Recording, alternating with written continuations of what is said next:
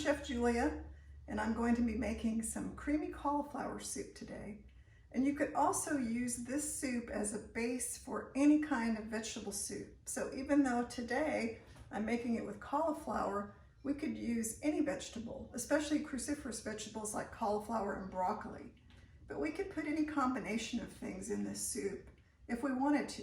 For example, today I'm going to be adding some potatoes, but if you didn't want to put potatoes in it, you don't have to. So this is a way to learn how to make, let's call it a master soup, so that you can always have a good soup for your repertoire of soups. So I'm going to start over here with the first ingredient, which is going to be cashews. So do we have to put cashews in this soup? No, we really don't have to, but I'm using these raw cashews. They're unroasted, unsalted cashews. I'm going to move my view over a little bit to here. And so what I've done is I've soaked the cashews in water for a couple hours just because I had time, but they don't have to be soaked that long. You could soak them for 30 minutes. And I'm just going to put them through this strainer because I don't want to use the soaking liquid. So I'm going to get rid of the soaking liquid. And I'm going to put my cashews directly in the Vitamix blender, along with, that out of the way, a half a cup of water. And then I'm going to go ahead and blitz this, blend it up very quickly over here in my blender, and then just leave it in the blender. This will just take a second.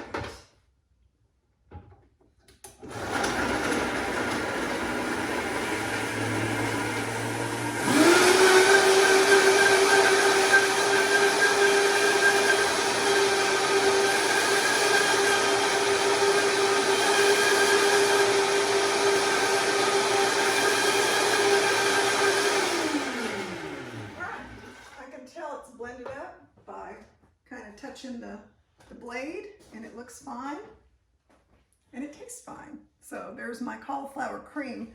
The reason I'm using cauliflower cream is I just like it to have that slight creaminess to it. And if you don't want to have cashews in yours, you don't have to use them. I just personally like that. Some people use almond milk, soy milk, and all kinds of different plant milks they'll add to a soup like this. And that's fine. If that's what you like, go ahead and do that. I prefer the taste of the cashews because I think they're a more neutral tasting nut milk. So that's why I use them. So I'm going to start out with some onion. And onions in Texas that we get are gigantic. I'm going to use about half of this onion. And I'm just going to cut it in half. I remove the top of it because that makes it easier to cut. It makes it flat. Obviously, whenever you cut anything, you want the surface of it to be flat. That way it's not rolling around. And then it's easy to peel because you have taken the top off of it. So then I just peel it. And I'm using my 7-quart pot over here. And I usually use my cast iron enamel pot, but it's not quite big enough. It's not quite 5 quarts. So I thought it would be too small. So this one is a little bit bigger. This is a Calphalon pan, which is a non-stick pan, and it's not scratched up. It doesn't have any problems. And then I cut a couple of horizontal cuts, and then I just kind of cut down the lines of the onion. All onions have their own little lines, and if you cut through the lines of the onion, it's like a 1/4 of an inch. It makes it easy, and then you just rotate the onion a little bit, and then we're able to chop it into our little small diced onions, and that doesn't take long. It's quick and easy. And then we have a whole pile of our onions, and then I can throw them in my pan, which I already had heated. The pan is kind of on medium high. No oil. I don't use oil. We don't need oil. We're going to develop some flavor just in our onions.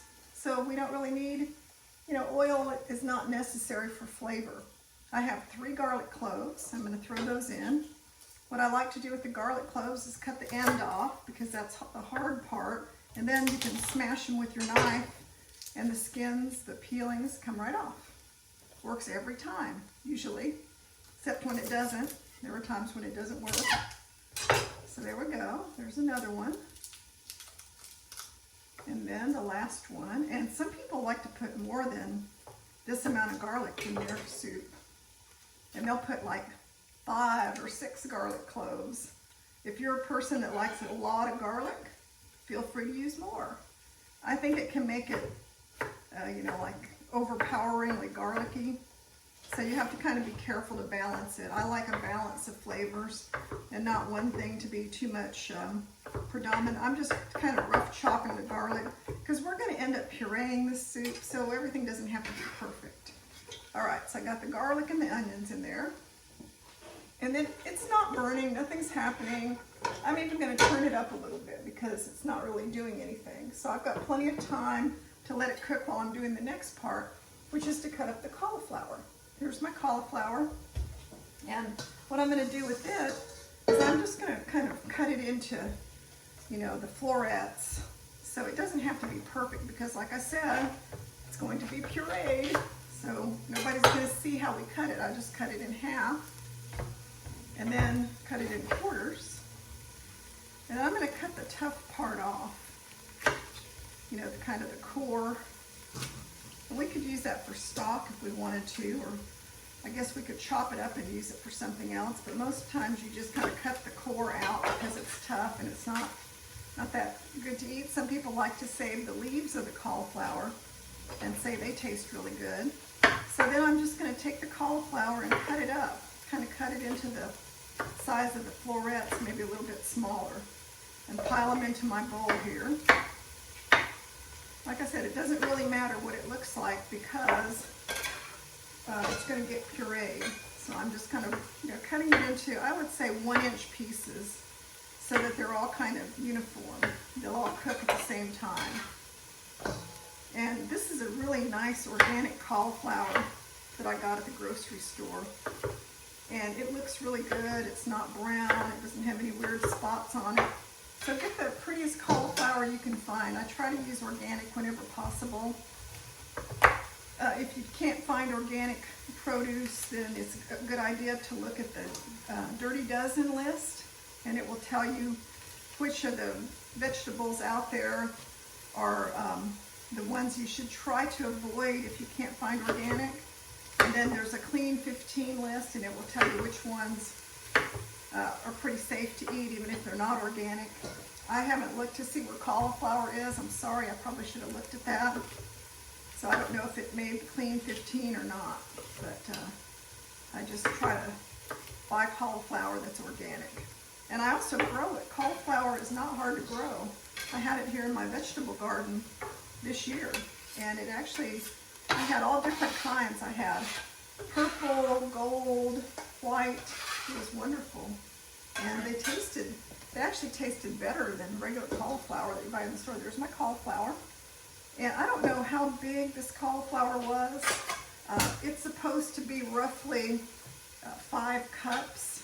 And I didn't measure that to see if it was 5 cups, because if it was a little bit over, I'm not going to, you know, say, well, I'm not going to use this half cup because I only needed 5 cups. It doesn't really matter. It's very forgiving. Okay, so my onions are cooking. They're not sticking. Everything is going fine, even without any oil. If they start to stick a little bit, what I can do is I can use either water, or I could use my vegetable stock that I'm using in the soup and just pour a little bit in there. But so far, nothing's sticking, so there's no need to worry about it. So I've got the onions, I've got my cashews ready to go, I've got the garlic in here, and then I've got some herbs, and I'm going to chop up the herbs, and then we're going to start adding our stock and our vegetables here to the onions. So I have some fresh thyme. I need about a tablespoon. And I was really sad because we had a really bad winter this year, and we had a lot of freezing weather. And my herb garden, which always seems to survive the winter, this year it didn't survive. Nothing. Well, I think a sage plant and a couple other plants survived barely. I had to cut them down to almost nothing. But the thyme is gone. The oregano that I've had for years, never thought it would die. No, the oregano plant is gone. So I had to actually go buy fresh herbs at the grocery store, which is not something I usually have to do. So I have them here. Got the thyme. I think I need a little bit more. With the thyme, you kind of have to strip it off the leaves because the stems are really woody, and you don't want to get these hard stems in your food. So I'm going to add a little broth now because I can tell by the smell that it's cooking. It's cooking very well, but it's starting to kind of soften and even develop a few brown spots. Well, that's where you have flavor. So since we don't use oil, we want to develop flavor. And the way we develop flavor is through the heat in the pan. And that kind of, brings out the sugar and the vegetables and that kind of caramelization that people really enjoy. Now, it's a lot easier to get that when you're using oil. You put the oil in and the onions, and pretty soon you have this nice, caramelized onions. But without oil, it takes a little bit more effort. Okay, here's my oregano. That's a little bit easier because the stems are not as tough. So a tablespoon of thyme and just a couple of teaspoons of oregano. We don't really need a lot. And I'm going to rough chop these herbs. You could use dried herbs if you don't have fresh herbs. I like to use fresh herbs whenever possible because I have the herb garden and I think fresh herbs taste good. So if I have fresh herbs, I'm always going to try to use them just because I love the way they flavor food. Okay, so I've got my onions, which have softened really nicely. You can kind of see them in here. It would help if I could pick the pan up. It's getting pretty hot. But I'll pick it up so I can kind of show you. The onions have softened really nicely. The garlic, I can smell the garlic, so I'm going to go ahead and add my cauliflower. I'm going to turn the heat up to high because I want to bring this to a boil. Then I'm going to add my stock. I have about 4 cups of vegetable broth here, and I'm going to add that. And I'm going to also add a couple of cups of water here in a minute. But first I'm going to add my potatoes. So what I have here are a couple of, can't really see them, but they're russet potatoes. Just plain old brown russet potatoes. I have 2 of them, and I wanted to use them because, they're sitting around, they need to be used. I don't want them to start developing eyes. So I thought I'll just use them in my soup. So I have them sitting here in water, and the reason you put your potatoes in water is because if you let them sit around, they will oxidize. They'll start turning brown. I know you've seen that happen to your potatoes before. I'm going to get a couple of cups of water.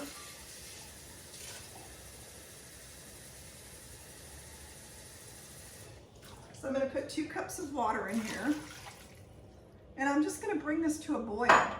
And the quickest way to bring something to a boil is to cover it with the lid, because that will kind of get things going fast. Oh, I forgot to put the herbs in. I always forget something. So I'm going to go ahead and put these herbs in.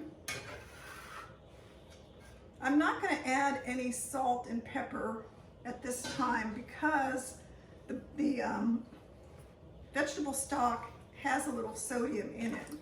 So there's no reason for me to add more now because, I don't want to get it too salty. So I'm not big on adding a lot of salt to my food. So I think it will be just fine the way it is, and I may add salt at the very end. So what I have to do now is bring it to a boil and let it simmer for 10 minutes. And then we can go on to the next part. So for right now, this is going to come to a boil and simmer for 10 minutes. We'll come back and we'll go on to the next step. So it's been 10 minutes. The potatoes, cauliflower, onions, and everything cooked, just like I told you it would. And how I know it's done is because it's fork tender and it kind of falls apart, especially the potatoes. You have to really check with potatoes to know if they're done. And so if I take a potato and poke it with my fork, it kind of falls apart very easily. So I know it's done. So now I have to get all this soup into my blender and blend it up. So I'm just going to use a bowl. Try not to burn myself. And remember, we have the cashew cream in here. So I'm going to fill my blender. And I'm not going to fill my blender completely. I'm going to fill it maybe not even 3/4 of the way. So it's about this full, because when I take the soup over to my blender, I'm also going to put something over the top of it. Adjust you a little bit here, because it's really easy to burn yourself with a hot blender. So we started on really low. I'm going to start it on low, and then I'm going to turn it up and kind of move it around a little bit. When the hot liquid is in the blender, it can expand, and then you can end up with a big explosion. We don't want that to happen. See when it started making a lot of noise?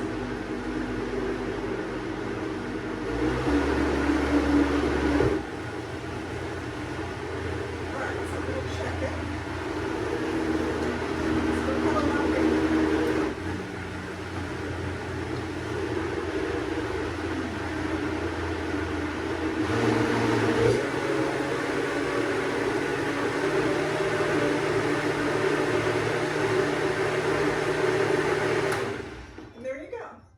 Nice and smooth. And so I've got to do that to the rest of the soup. And as I use my blender, I'm going to have to set the soup that I've already pureed into a bowl because I need my blender back. And then I'll do the rest of it. So what we have here, so this is half of it. And then I have to do the other half. So I'm going to go ahead and finish the other half of the soup in the blender and then combine both halves of the soup and then come back and we'll do the final plating. Okay, we're back. I went through the blender with all the soup. It took me 3 times. The first time you saw it, and then a time and the next time because I didn't want to overfill the blender and have it explode. I have seen that happen. Not a good sight. And the soup is very silky and creamy, just how I wanted it to be. You'll get to see it close up here in just a minute. And all I have left to do is check the seasoning, which I did. I think it could use a couple pinches of kosher salt. It's a little bland. It could use a little pepper, freshly ground.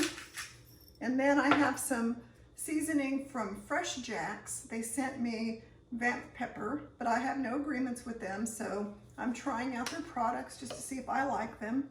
And I've been wanting to try this one because it has garlic and black pepper and different things that I think would go well with this soup. However, there are lots of no salt seasonings that you can find. So just use your favorite one. Costco makes a no salt seasoning blend. There's, you know, I don't know, Table Tasty, and there's tons of them out there.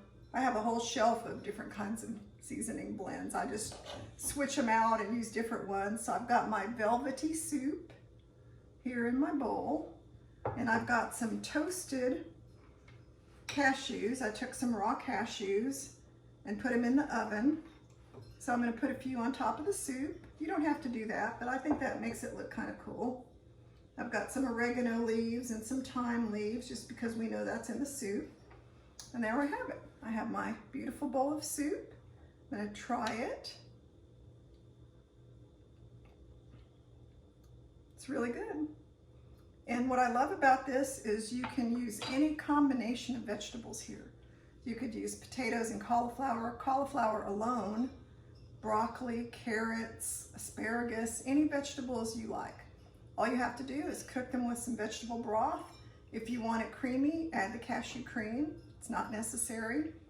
Seasonings that you like, and this is a very filling, hearty soup. It's good for a meal. It's also good to have as a course before you eat, you know, the main meal, because soup can be filling, and it's also full of cruciferous vegetables, which I eat the daily dozen, so it's important for me to get cruciferous vegetables in. Also, you can make this in the Instant Pot. Just put all the ingredients without doing any sauteing or anything. Just throw them in the Instant Pot, put it on high, and cook it for 6 minutes. And then use an immersion blender to get it all smooth and pureed at the end. That works very well. However, you'll need the big 6 or 8 quart Instant Pot if you do that. I prefer to do it on the stove. I don't mind. It doesn't take that long. It's not a big deal. So however you want to make it, make your creamy soup, cream of any vegetable. This was my creamy cauliflower soup. I hope you enjoyed my video. Please subscribe to my channel. Hit the little bell so you'll be notified when I have new videos. I have a lot of ebooks. The links are below in the show notes. So I hope you enjoy the recipe and follow my videos here on YouTube and on Facebook, and other social media. So thank you for watching. I'm Chef Julia Dunaway. Bye-bye.